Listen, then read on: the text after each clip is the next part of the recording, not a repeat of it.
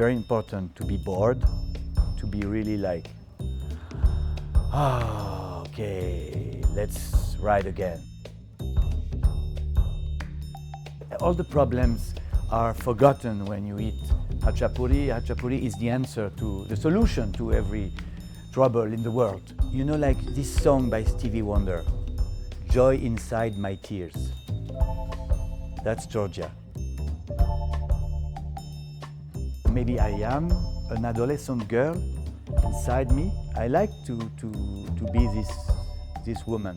In fact, it's a luxury because we can access to other people's lives.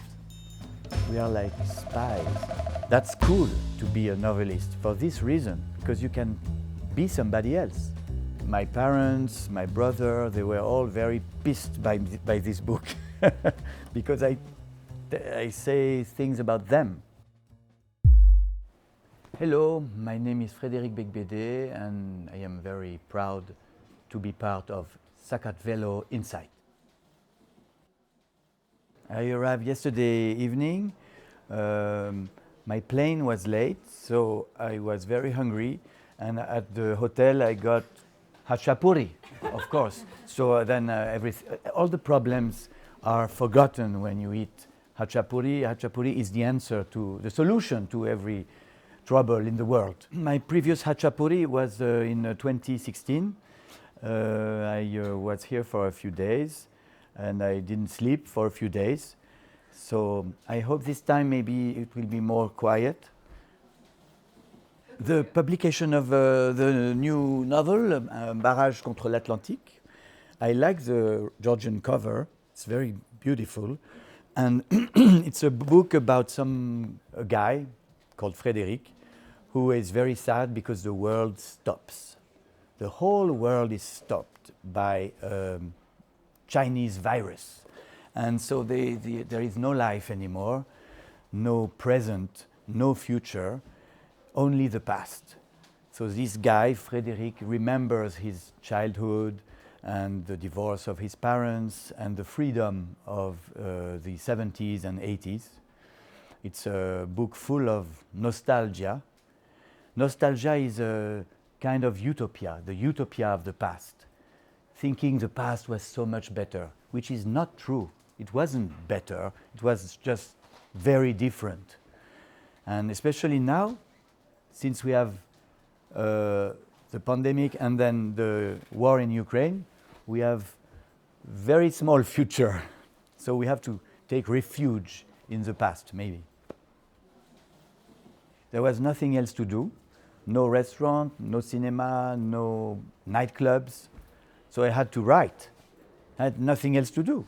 I was in the southwest of France, in this place called the Cap Ferret, which is a very beautiful place near the sea, the Atlantic Ocean. And that's where I was in prison. I was in jail in a beautiful place. I guess because Georgian people are crazy. It's the only explanation I can have. They like crazy books. My books I try to make them have originality, creative format, and also speak very truly and very freely, making humor about the absurdity of life. I describe anti-heroes, basically. Heroes that are not heroic, but they are very weak, cowards, bastards, men of our time who don't understand the meaning of life. And so it's melancholic and fun. I think maybe that's what the Georgians like, because they are melancholic and funny at the same time. Literature is not a therapy.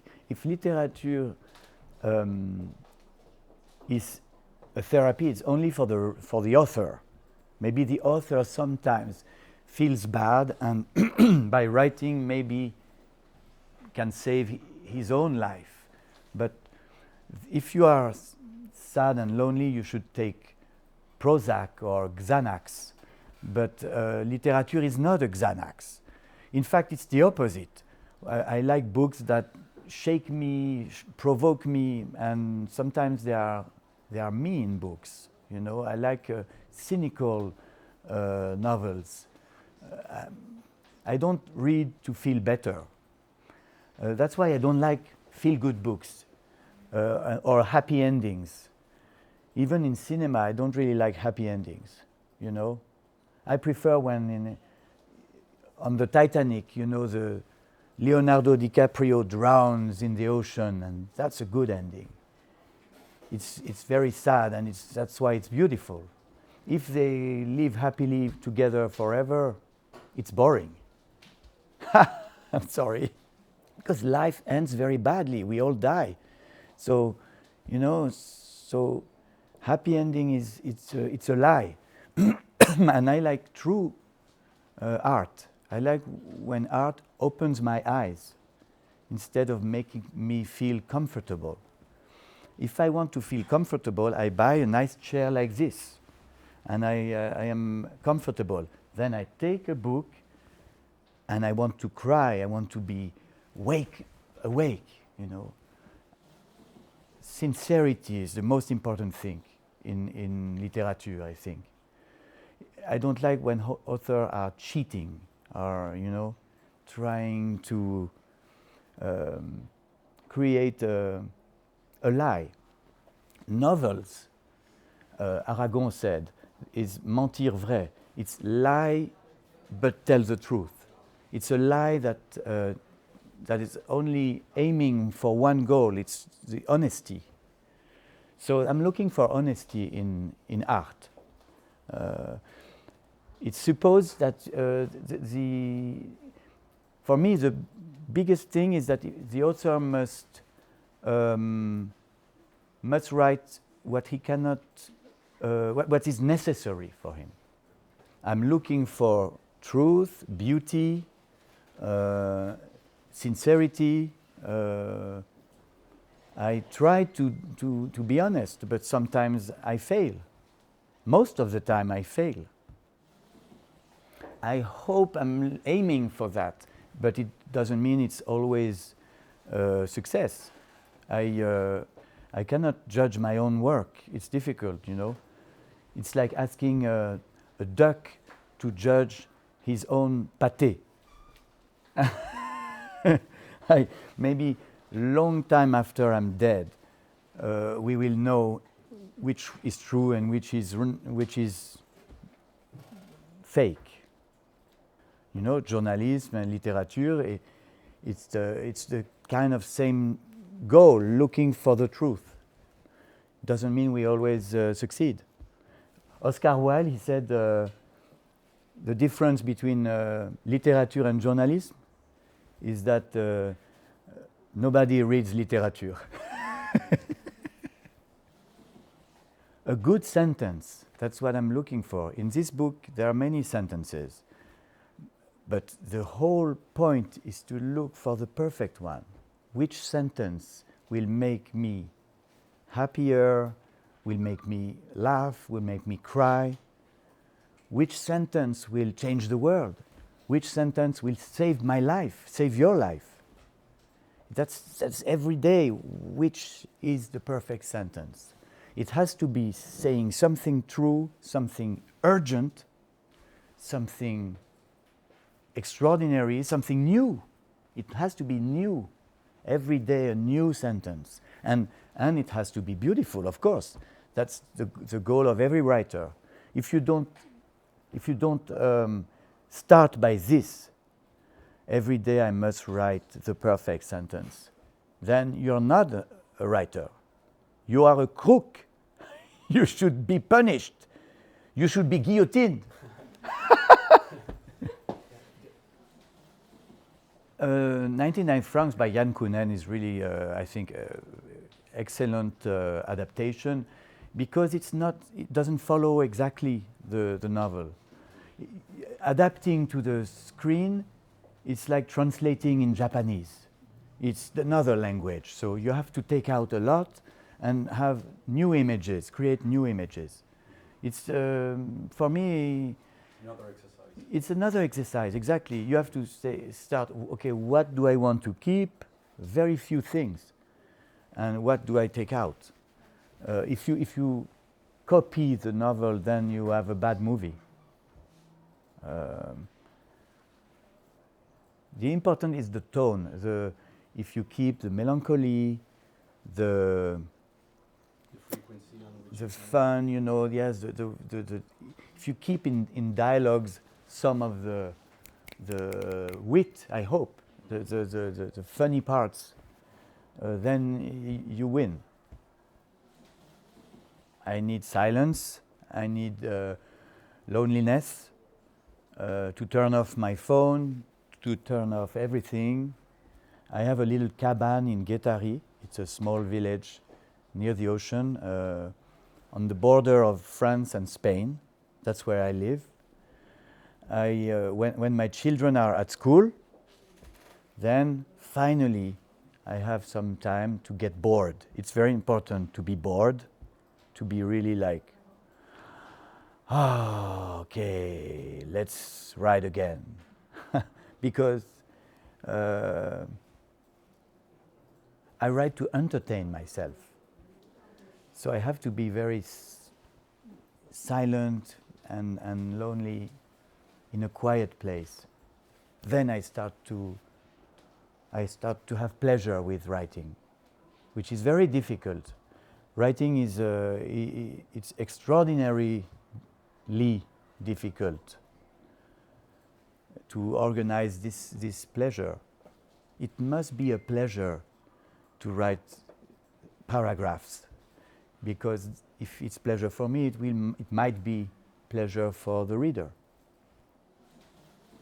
In Au secours pardon, l'idéal, the book about fashion, I wrote the diary of Lena, a young girl. Some people tell me it sounds like an adolescent girl, so maybe I am an adolescent girl inside me. But it was I like to be this woman. I don't know. Writers are like chameleons. We try to it's in fact it's a luxury because we can access to other people's lives. We are like spies. We pretend to be somebody else. Sometimes I even pretend to be me, which is more difficult. For example, when I wrote about Second World War in Una and Salinger, I had to be a soldier during D-Day. June 6, 1944, I was on a beach with bombs everywhere. Suddenly I had to be this guy. It's really like, it's amazing. It's amazing to be able to have somebody else's life, the life of a soldier who was seeing all his friends dying. So that's cool to be a novelist for this reason, because you can be somebody else. Sometimes I write about myself, like in the last one, but this is more dangerous when you write about, nonfiction. Nonfiction is painful to the people I love. My parents, my brother, they were all very pissed by this book because I say things about them.